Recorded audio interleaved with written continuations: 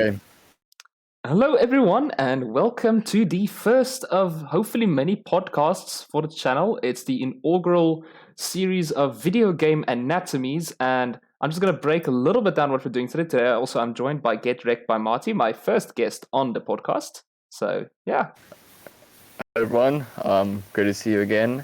Yeah. I'm extremely excited for this podcast today, and I know it'll be interesting, and we'll learn a lot of new things. I mean, sure, even all about, but yeah, let's get into it. Yeah, so we got a little rundown. It's going to basically be the premise of this podcast series is going to be like peeking behind the curtain, looking at the inner workings and the mechanics of video games, the kind of features we all know and love in video games, maybe not know that much of, how it came to be, because I think we take a lot of things for granted. As simple as today's topic, our first episode is going to talk about the health bar. We're also going to be talking about health in general in games, how lives in games are dictated, how it's like been worked into a system, and how the innovations of way back when has become so almost standardized or expected in each game we play that, like, if we don't see it, it kind of is like, oh, that's weird. You're like, why is there no health bar? Why is there not this? Why is there not Yeah, that? that's true. So yeah, we're gonna jump right into it, but obviously there is a beginning. We don't have to start way in the beginning when cavemen were running around, but we're gonna talk about the first beginning of the first games that started the innovation, which is tabletop games. Now, tabletop games have brought video games already a lot of innovation that you can think about, like obviously the big pioneer there, Dungeons and Dragons. I know a lot of folk love their Dungeons and Dragons with the whole narratives and the whole premise behind almost luck-based games with the whole rolling of the dice and determining actions and paths and stuff.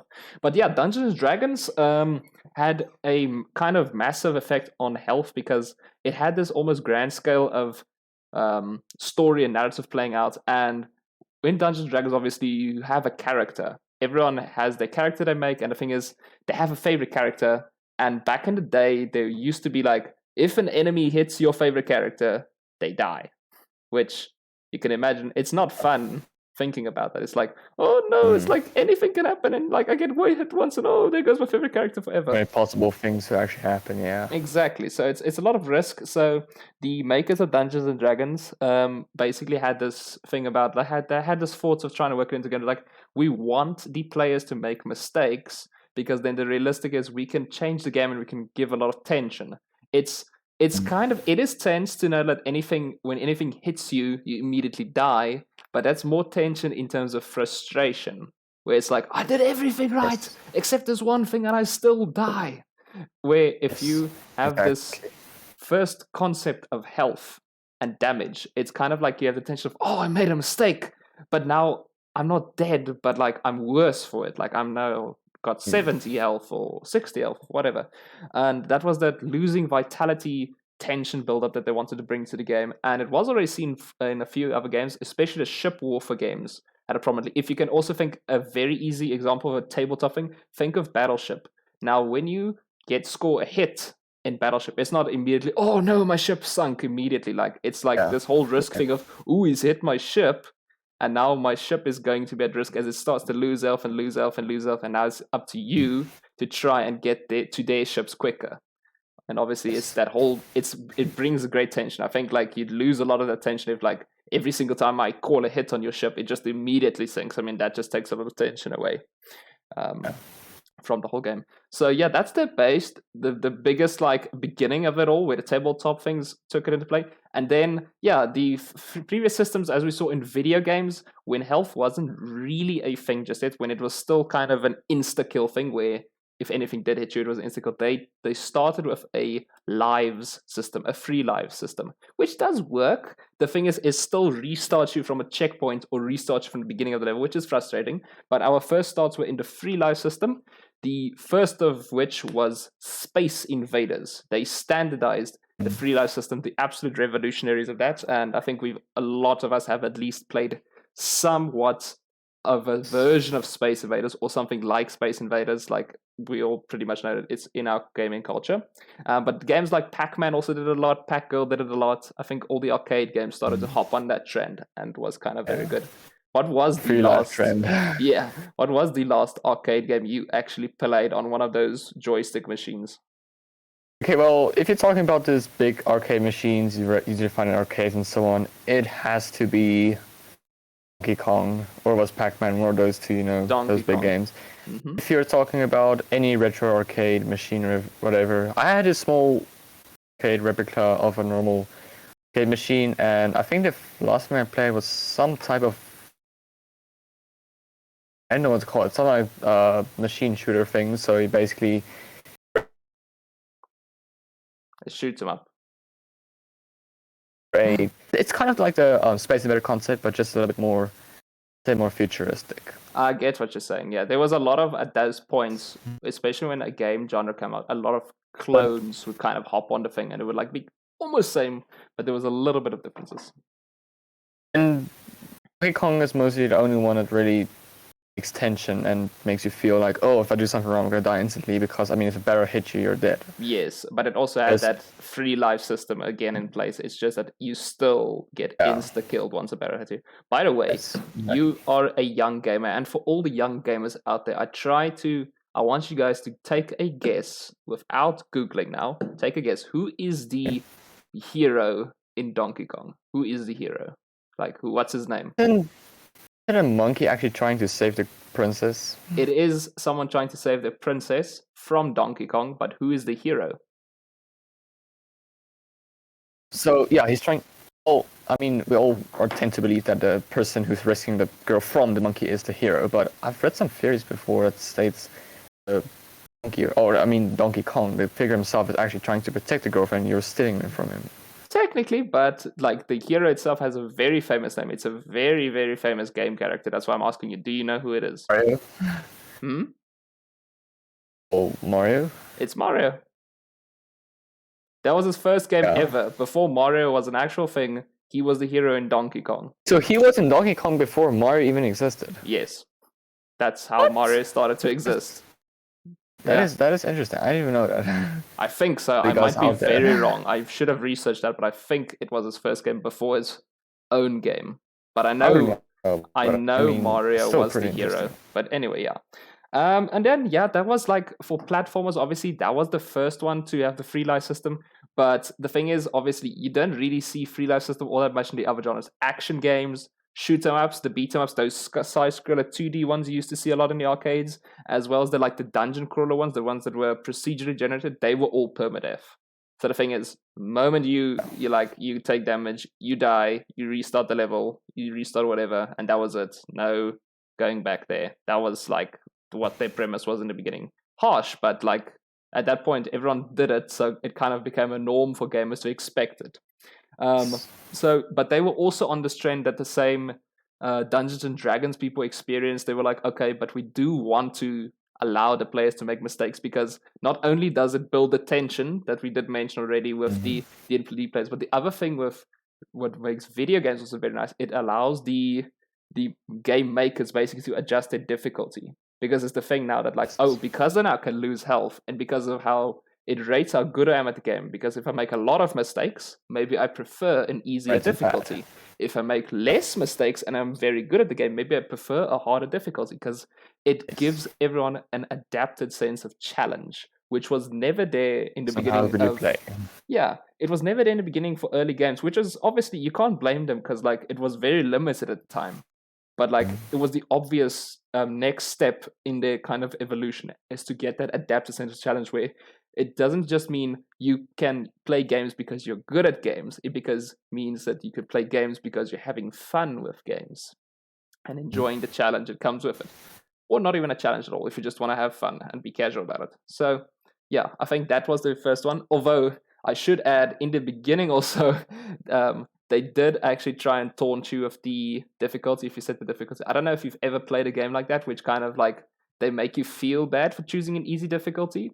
So there was one game I do remember, Wolfenstein. It literally had this picture of the main character. If you went and choose the easiest difficulty, it would show him with a pacifier in his mouth, a dummy. He would sit there with his dummy. Okay. Oh yeah. Yeah, and then if you choose, so it basically taunts you for choosing easy. Yeah, and then if you go more difficult, you see he gets this crazy expression on his face, and I had a lot of blood to try and say you're insane for choosing this difficulty. But yeah, It's fun, like tricks they do. So yeah, they also wanted to kind of make this change. They also wanted to go into the whole, we want to adjust the difficulty, we want to make them have mistakes and all that. So yeah, obviously dungeon crawlers, the first ones really to take it in the 1980s, pretty early on. The two that really did it was Rogue and Dungeons of Daggerath. Those were the two very first health bars on screen for that type of genre, the RPG genre. Correct. If I'm correct, I also read about something called Dragon Buster. Yeah. Also a very PC game. Yeah. So Dragon Buster is also there. That's more leaning towards the RPGs. Also the first one of the first RPG games that got a health bar. So like the genres really didn't like. They only started gradually getting it. It wasn't everyone all at once just poof, health bar. So like I said, the dungeon crawlers were first. Then slowly the action games and the FPS done. So on your next topic, the action games, you get Ozma Wars, that was 1979. The Tron Discs of Death game, which is 1982. But in that sense, they also adjusted their health slightly, where it wasn't just you lose health, it was you lose something else. So for the Tron game, for example, the Tron game was all about speed and fast and like reflexes and all that. So like if you had a lot of health, you could move very fast across the room or across the level and chuck your discs quite quickly. If you lose health, not only were you losing health, but you will decrease speed. So it becomes harder to dodge these discs, and it becomes harder to like kind of throw your discs to try and kill an enemy or something. So it was a very interesting concept. I think the Tron Discs of Death game was at least a little bit better than the movie. I'm not sure if you have seen the movie yet. It might be a little bit before. No. Yeah, it was around about the same time. I think the movie comes out around about the same time as when Avatar came out. That's 12 years ago already. Yeah, that's 29 there. You were 4 years old. I just realized. In that area. You were 4 years old when Avatar or something came out. Oh, gosh. So yeah, don't expect me to have seen that before. No, I don't. But don't worry about it. You didn't miss much. I'm going to be honest with you. Okay. Then next on the list, the fighting games. We do know, obviously, the health bar is very, very influential in fighting games. Street Fighter, Tekken. You can name any arcade machine out there with the fighting games like this or the boxing games or whatever. They had a health bar and the opponents had a health bar, although that was not always the case. So the first game made by Nintendo called Punch-Out. It was an arcade boxing game. Now, instead of health, it used stamina. It described it more as stamina, but it had the same concept. If you get hit with a punch, if wherever you took the blow, you'd lose a specified amount of stamina. But if you land a punch on the opponent, you can restore your stamina, which is also one of the very first times that's ever happened. Basically, whatever happening is you're balancing out each other's stamina. Basically, yeah. And then you're fighting, basically, and then once someone's stamina gets run out, that's a KO. And that's like you've won the level, I guess, or the opponent. Acts as hit marker, or call it an HP bar or something like that, but just another way. Pretty much. And then after that, we got Konami with their Kung Fu games and their martial arts games. We got Yi Kung Fu. There was also Kung Fu Masters. That's around 1984. That's when the standardized health bar came in. But that's where now Punch-Out didn't have that. And where some games didn't have that, it was the first time ever where the health meter for you and the opponent was visible. Now, obviously, it's way more popular. You can look at any Mortal Kombat game. You can look at any Tekken game, any Street Fighter game. It's always there. You can see both health bars at any point in time to visually know, I need to hit this much more my opponent to win. That's not still the case. And they usually give you some sort of indicator of how much damage you will do if you land this shot or whatever to the health bar. So that's also easier to adjust your attacks and so on. Exactly. So like it's kind of interesting that some games still don't like to show you always the health meter for whatever opponent you faces. Like I played Monster Hunter recently, and that's very interesting because like when you fight the monsters in Monster Hunter, you don't know how much health they still have. You're just swinging and you're freaking like doing your attacks. Obviously, you know how much health you have because you can see yours. You can't see the monsters though. You have no idea how many times you still have to hit it. Zelda does that as well, I think. But it's like, it's a more mysterious sense. Like you always have to watch out more. It kind of forces you only focus on your own health. Don't even worry about how much the monsters left. Just make sure you have enough. That's kind of a cool concept. But like, I think it's also kind of unsettling because you never know like how close you are to killing it, or like, oh no, he's got a lot of health, you got to run. Don't risk it. So yeah, you did mention our Dragon Busters. That is the first RPG game that really had the health bar come up. Also the Black Onyx, both in 1984. And now we also have Hydlide, and where Hydlide is really the standout one between these three things. Hydlide was one of the very, very first games with health regeneration, which is our next topic we're going to segue into. But specifically, Hydlide made it so that health regeneration only happens if your character is stationary. Now, obviously, you can think of the logic behind that. If your character is stationary, yes, you're regenerating health, but that means you cannot attack or anything to the enemies or whatever, if there were enemies in the game, because now cancel the event and won't get healed. Exactly. So it means that you need to keep your wits about you during battle, and you can only recover your health basically after a battle, because that's only allowed when you're stationary and standing still. So that's been mostly that one. So there has been games like that have done health regeneration before. We've had Crisis Mountain, also a platformer from 1982, but it had kind of a weird health system. It kind of almost worked like the free life system. It was like if you had a rating of 3 in the game, that was full health, and if you have a rating of 0 in the game, that means you're dead. Which kind of feels like just a free life system, but it's just a number on your screen. And it also obviously doesn't mean you have to restart the level immediately. So that's the one talk about that. But speaking of that game, one of the funniest plot lines for a game I have ever heard. So I'm just going to read this out for you, so I can literally just put it in quotes out there. This is from Wikipedia's description of the game. Crisis Mountain. There is an all-terrorist layer underneath a volcano with 8 bombs that are going to detonate. You, the protagonist, are going to, Donkey Kong style, defuse all of them while dodging falling rocks, spewing lava, and a giant radioactive bat. Sounds like a pretty cool game. Pretty descriptive. I think they were very, very imaginative in the 80s, it seems, with their games. So yeah, that was pretty cool. But again, the regeneration for that game is kind of where it was there for platformers, but it was still very few and far between. RPG-wise, the legitimate health regeneration for doing a specific action, that goes to Hydlide for standing still. Also, a fun fact about Hydlide, the first game ever with a quick save system. Usually a checkpoint in games or a end of mission or a sort of safe house would be your kind of save method that they had to use, because obviously that's the part, it makes it very easy for coding, I think you can imagine. To have a specified thing to say, oh, if you're there, yes, you can save. Quick save was a little bit of them more complex, but Hydlide managed that. And after about almost 30 years, that leads us to quick saving in Skyrim and murdering a village. So thank you, Hydlide. You made our lives very fun.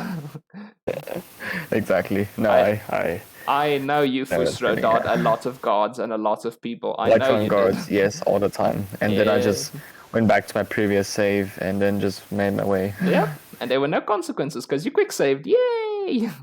So thank you, Hydlide, for that one. So yeah, we've talked about health regeneration. I just do want to make the difference. There is health regeneration. And I'm not saying that restoring health was never before done in games before. Yes, you can restore health in games before, but that means you had to physically walk over an item pickup, let's say a med kit, a bandage, some sort of flashing green thing on a screen, apples, whatever it is. If you're playing Mario or something, there had to be something of restoring health. Now, I'm just going to make this difference now. If you look at Doom, one of the first-person shooters out there with really very well designated health pickups where you had to walk over a medkit and walk over some sort of green flashing thing or blue even for your shield. Something it's very traditional about and still kept in its games today. The 2016 version and Doom Eternal in 2019. Still doing that. Very cool game, by the way. But more on that as well. It was visual health kits. Resident Evil did a lot of the eating green herbs thing. If you found green herbs strewn around the level, you'd eat the green herbs and that would give you health. And Zelda also promoted if you visit specific NPCs or doctors in-game, they were the person to go to get health, which logical as well. Try and visit that person, get your health. So, yeah. Exactly. We also saw it obviously develop in the lives category of games. Obviously, as I mentioned now, Super Mario, you eat a mushroom, you get an extra life. That was kind of a very popular thing we all know. I don't know if you know that running joke about Mario's about to literally get sentenced to death in prison. and they ask him for his last meal, and he asks for a mushroom. If a brown mushroom Yeah. or just a mushroom. Yeah. Yeah, and he's just like, suckers. They'll be having a hard time. Yeah. Yeah, they'll be having a hard time in the electric chair, but yeah, I think he outsmarted him. But yeah, also just a few random mention out there. I mean, Crash Bandicoot had the thing about you like literally jump on a crate with Crash Bandicoot's face on. That gives you an extra life. I mean, Pac-Man even went outside that box of thinking. It's like, what if we don't want to give them an extra life, but instead we have these like power-ups across the level. Like once you eat that power-up, there is no more health bar for like a little while. Like there's no more health bar. You're invincible. The ghosts can't touch you. Invincible. Yeah. Yeah, the ghosts can't touch you and anything. It's like flipping the script, but it's the same thing where like at some point there's some power-up or some sort of thing you're receiving that's benefiting your health directly in a sense. And that was keep removing the whole health system just to actually just to get an advantage. And yeah, speaking of removing that whole system, obviously every game out there ever since like the dawn of time, there's cheats as well. Every game has an infinite or like a endless life cheat, especially in Mario. There were like obviously a lot of them. I think the most famous cheat code, up, down, left, right, whatever. That one is like obviously very well known. And I mean, we had those cheat code manuals. I remember you said you had a cheat code. Literally bought a physical copy of a cheat code manual for your Lego game. I remember that. Yeah, it's rare nowadays, but you still get it. Yeah. So back in 2014, bought Lego Movie on Xbox 360, and I didn't really know about cheat codes. And I was just like playing the game, just story and all those things. And I come across this huge screen floating in the game itself, and it's actually promoting a cheat sheet. And I looked inside the base of the game, and it actually came with the thing. So yeah, I popped it open, and then I got basically unlimited money and all those things. Exactly, and it's very fun because I mean, like it's right there. Obviously, one other series that like promoted cheats a lot, obviously over the years. I don't think it's as like it's still there in the last game it did, but it was way more prevalent, especially all the games GTA series. A lot of cheats in GTA series. You can spawn almost anything, do almost anything. Like yeah, cars, planes, guns, anything. Yeah, but yeah. So getting back to the topic, regeneration was still not very common, and I'm gonna put it out there. If we think about gaming genres now, regeneration had not reached first-person shooters yet. And if we look at gaming today, it's probably the genre that uses health regeneration the most out of any other genre. Out of any other genre out there, first-person shooters and those type of action games are probably the ones that use health regeneration the most. And they weren't even like done in the 80s or done in the 90s ever before. So yeah, as we mentioned before, can you actually name a first-person shooter out there currently that doesn't use health regen at all? Come to figure, no. I mean, with modifiers and things, you can probably like tweak the settings, but a base game with default settings, I don't think so. Yeah, and I think we had a discussion like, technically, if you do want to count it, I don't really like counting it as a first-person shooter. But if we do count Battle Royale games, let's say Warzone, Apex, Fortnite, we talked about them not putting in health regeneration for obvious reasons. That's a design choice they made because of how the whole Battle Royale concept works. But I think that's one of the first kind of shooter action games in a long time which has actively moved away from health regeneration. Because the thing is, when health regeneration came into shooter games and stuff, they were all thinking like, oh yeah, this is a nice way to like warn or like to slow down people, because like you obviously get people trying to rush through the game, go quick for the game, like get through all the enemies really quick. And health regen is like when you get hurt, there's a way to get your health back. You don't really just need to run through the level and hope for the best. But now the thing is, because health regen is so like it always comes back, people just use that to their advantage where they say, oh no, I'm shooting, oh no, get on the cover, wait for the cover, wait for the health regen, oh shoot. And like, I mean, the AI can't really do anything because I mean, AIs don't have health regen. They Yeah, just stand there can't and are like, heal. oh, or like if you Oh, it's even my time. if just bringing Skyrim back into the game, it's like, oh, I'm fighting this dragon. Oh no, this dragon's about to kill me. Let's just pause the game and eat like 36 cheese wheels. Oh, I'm full health again. Oh, I'm gonna shoot and get him. Skyrim cheese wheels. Skyrim cheeses, or if you're in Fallout, you just like drank like Sweet 15 Nuka-Colas or whatever, and just like you were going. Oh yeah, Nuka-Colas. Nuka-Colas, yeah. So yeah, speaking of Yeah. that, now we're on FPS games. The first FPS game with health regeneration is our good old friend Halo Combat Evolved. And now I should point out, it's already been mentioned, it didn't do health regeneration per se. It did shield regeneration, because Halo was like, you do have a temporary shield over your actual health, which like kind of like takes the bite of the bullets, as shields always do, and it could regenerate that. But if your actual health does get damaged, you had to go pick up a medkit. As Master Chief or whatever, you had to go pick up a medkit. So that was kind of just interesting. But if we're talking about actual health regeneration, the next year there was a British GTA clone that was called The Getaway. Didn't do very well as a game, but it was one of the first recognized shooter games or action games out there with actual health regeneration, like actual health regeneration. And interestingly enough, with the health regeneration it didn't actually have a visual health bar.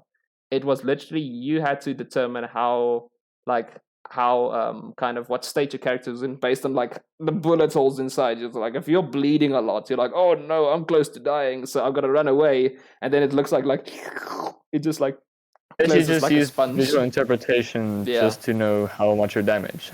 Exactly. There was no health bar telling you. You literally just had the visual see like, oh, I'm pretty shot up. I gotta go like run away now and go behind cover while my bullet holes just like a sponge.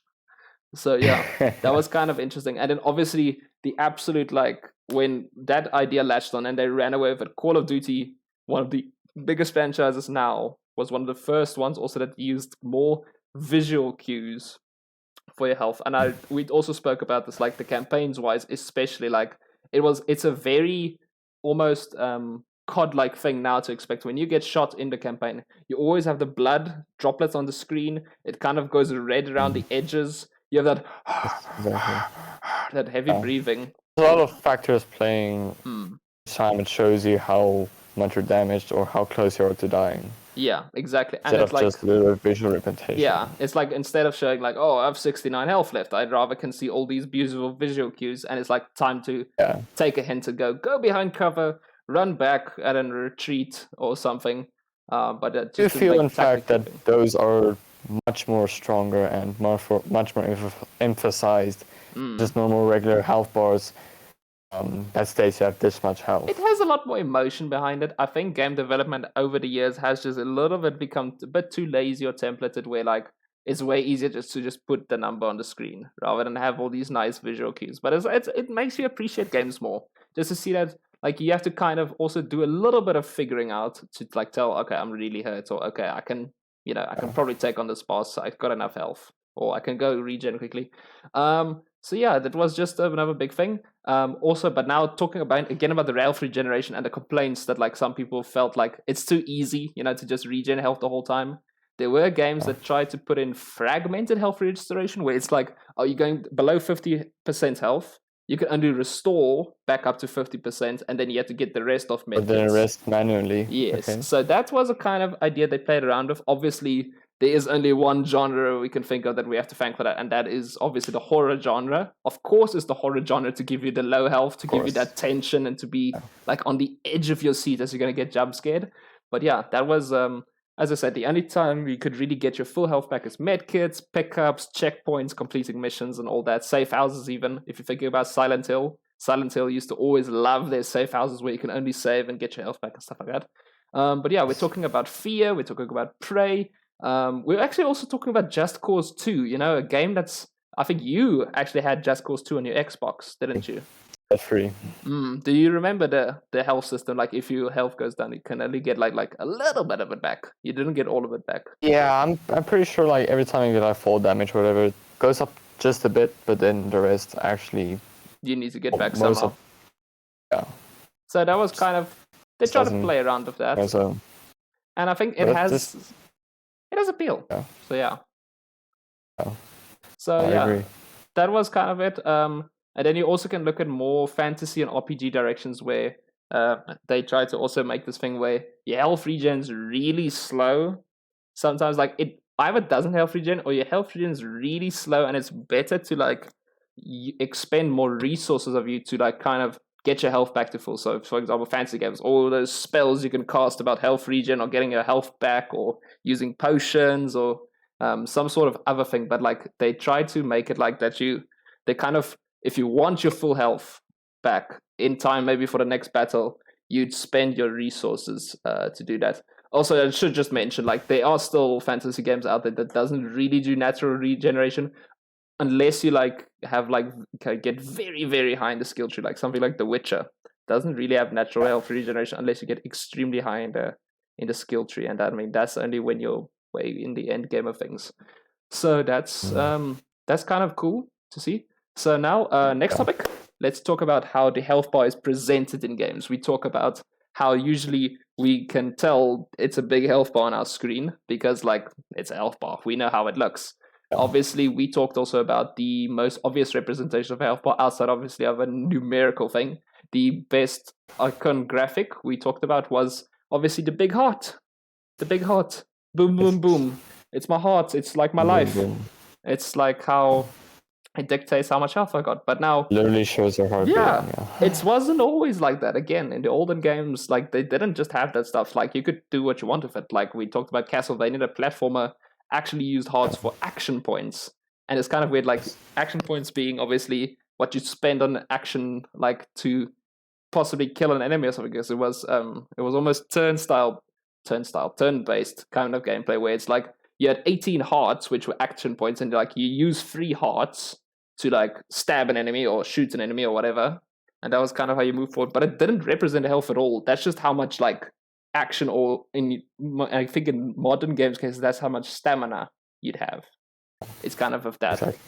But it's interesting. It's like it just never said. But now we talk about like very popularly Minecraft still uses hearts like for all of its health things. It's a very visual representation. We talked about the Lego games now back as well. Always the 4 hearts up there in the left corner to tell your character how much hearts they have. And that's still being traditionally used very well. But now, no, we have more way numerical ones. But what was of course, the numerical ones that were first used? Obviously, we have to circle back again to Doom, which used a kind of percentage of health. It's like, oh yeah, 37% health left. They had the little face of the guy in the corner. He'd have like bruises everywhere and blood from on his face to tell you like, oh, I'm really hurt. Like you should probably get a med kit or go pick up a bandage or whatever and heal me. But yeah, it was still around. Legend of Zelda also uses pixelated hearts. But yeah, it just became more and more like the more we kind of progressed into games, the more like kind of, I don't know, kind of obvious they tried to make the health bar. Like it literally tried to tell you, you have so much health. You have so much health left, and like you took damage, what damage?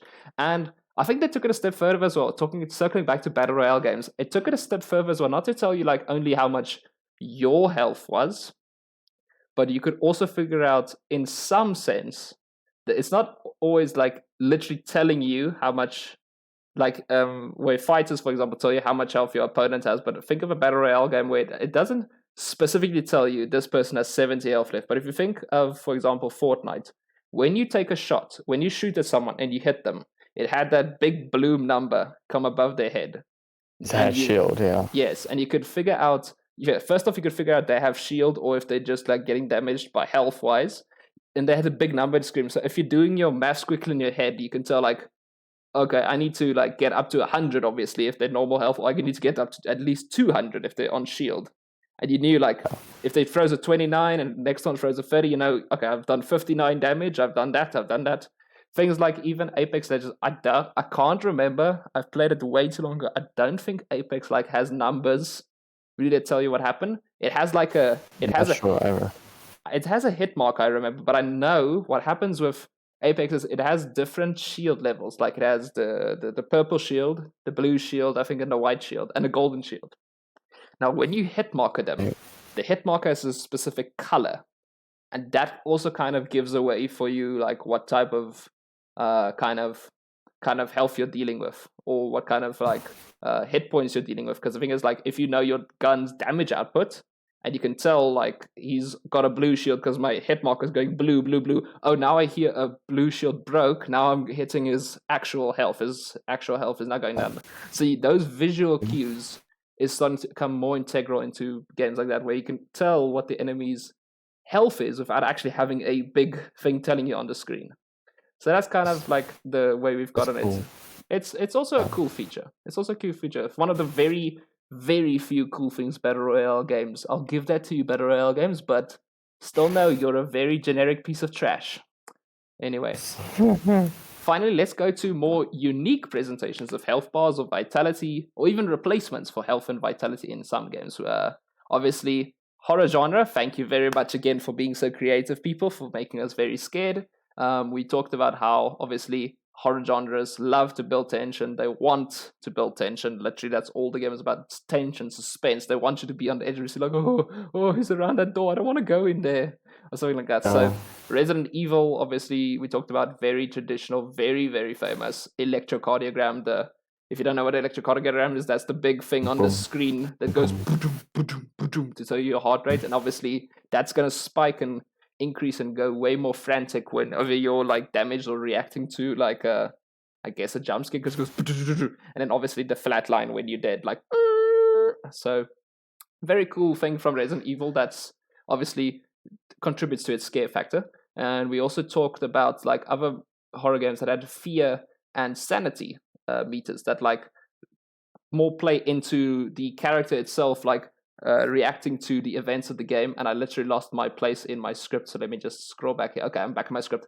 So we talking about really old school games again. Fear Effect, Eternal Darkness, those were games that liked to up the fear factor, especially if your sanity is low. It liked to make events very freakier. Me and you talked earlier also about the very hit game right now, Phasmophobia, who's leaning a lot, obviously, into the VR as well, where if your sanity is low, it doesn't actually have a health meter for the team in the Scooby-Doo van. It's if your sanity is low, the ghost is going to be way more aggressive towards that member. And some ghosts like to single out individuals, and some ghosts like to attack groups. So it's not always you're going to know how the ghost is really going to react, but it knows once that sanity of yours is low, it's coming for you. It's coming for you. And it's like, that's how the horror genre keeps up. It tries to keep that tension, tries to build that thing about like, oh no, it's coming. There was another game that I literally forgot the name of. Like, I haven't heard about it since, but I read about it. It was very cool. And I think it was before the days of VR. But anyway, so you played a game on your, I think it was just PC. But you played a game on your PC, and I think you had to have a heart rate monitor strapped to you. The goal of the game is to stay calm. If you can stay calm with your actual real life heart rate could stay low, the game would remain easy with a jump scare here and there. The more stressed you got, the more your heart rate went up, the more scarier the game got. Which is obviously a challenge, because I mean, like, now you're already scared and like you've all that fear running through you, and now the game's getting even scarier. But it's in that moment we need to calm down to like make the game like it was a very visual and scary game. I remember reading a lot about it, but it was a very interesting concept. But obviously, again, thank you, horror genre. You have done a lot for us.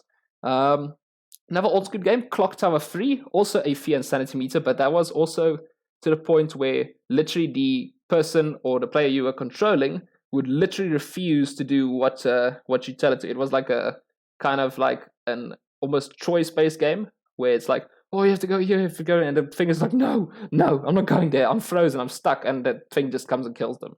A bit more realistic. I mean, like, fight and flight scenarios aren't always right there, and I think the hero scenario is a bit overplayed. Obviously, not everybody in every game can be a hero. Sometimes you do have those people who just like freeze, and like they don't know what to do, they don't know how to interact, so they just gotta freeze.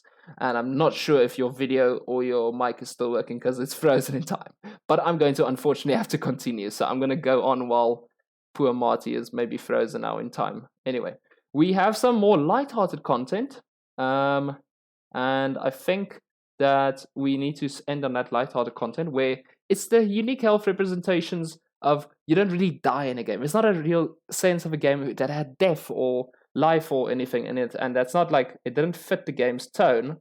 but it kind of like still in the game is the way of how you could fail a game. So I think what happened was like we think about confidence meters. Obviously, if we look at a classic like Dance Dance Revolution, we look at that indie game Friday Night Funkin'. Those work on confidence meters based on how well you're doing on the kind of movement of your keys, like on the keystrokes and stuff like that. So that's more confidence meters, and obviously if the confidence meters like you didn't score really as well, or you even failed the song or the dance routine.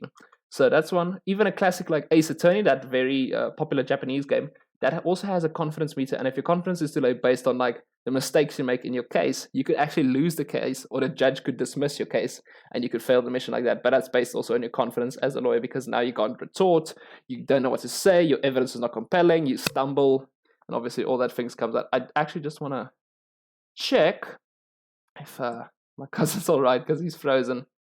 I'm gonna ask him to leave and rejoin, and then hopefully we can continue. But I gotta go and continue. We're gonna make the show go on.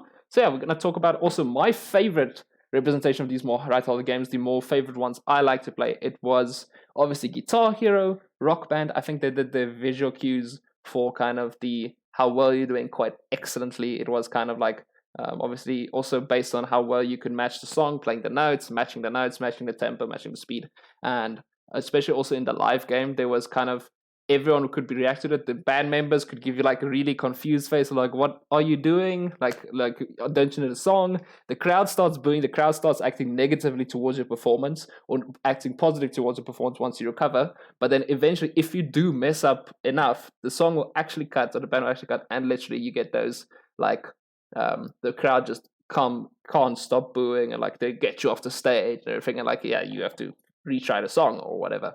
But yeah, we also need to just give some special shout outs as well to the Sims with its multifaceted health system, showing the needs of the person. It was just more interesting to like know that health is just not an overall thing. Health is obviously comprised of way more, I think, facets than just health. It does depend on your mood as well, like obviously bladder, hunger, entertainment. I haven't played Sims in a while, so I can't remember all of them. But like all of these needs need to be filled to determine your overall mood, and obviously the facet of the drag down. But there were also other games that were quite really interesting. Obviously, Fallout. The Fallout world pride itself on how it, regardless of your health, it still has this individuality of how body parts work or armor parts work, and if those are damaged to a point enough, it would still kind of have an adverse effect on how your mobility works or how your character fared, just because like that is an injury that was not like always recoverable even if you have full health. So yeah, I see Marty is back. Marty, are you with us again, my dear friend?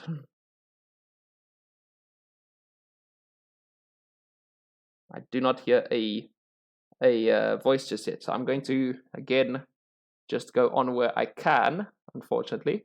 Yeah, we'll move on to our last topic, the future of health pods. What I want to see, I did add a little joke here to say that I've already seen microtransactions in health bars, unfortunately, and I can give you guys a few seconds here to guess where do you think microtransactions has played a role in a health or life system of a game.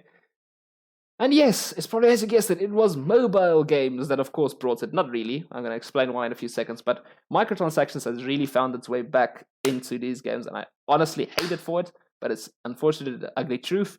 Think of any Candy Crush game or any of those kind of match the puzzle games or stuff like that. Once you run out of your allotted lives in the game, it's like, oh no, you can like wait till your health regens like 20 minutes, you're going to get a new life. Or you could pay 4 lives of this gold or this gem or whatever, and like boom, you can get your lives back like that. But it's a microtransaction again, and it's not like that's just the only way. Like other genres, like those episode or chapter things you can play in your phone, where like a story plays out, and like technically how it works is like you can only play 3 episodes of the story at a time, and obviously you can reload that more stories like get latched on. You can play more stories, but obviously you can either wait for it or you can pay for it. Same kind of concept as free life system, but I digress. We can't completely be mad about it because arcade games would want to do it first. And if you haven't realized that by now, let me put it to you in this perspective. You and your friend are there on the arcade, you're playing that big blaster game, for example. Playing a big blaster game, you're shooting at them and you're going to take down the enemies. Unfortunately, your friend goes down and you're trying to tries and might, you just cannot beat all of them, and you go down as well, and both of you are down, you're out of lives, and the arcade game just throws up that big screen that says continue with like a countdown of like 15 seconds, and you had to run to your mom to put a 2 rand in the slot. And that, my friends, was the birth of microtransactions. So I think I just ruined your nostalgia for you, but it wasn't mobile games that did it first. I just hate them for pushing the envelope of that. So, what do I want to see in health bars? What do I want to see the future of gaming with? I think when it comes to representation of health bars and stuff, I think I do prefer the visual cues still more. I think we discussed it in length here. I think it's a little bit too simple to talk about health bars. Hello, Marty. Do you want to join for last discussion? Oh, my dear friend, it's still not working for you. Unfortunately, yeah.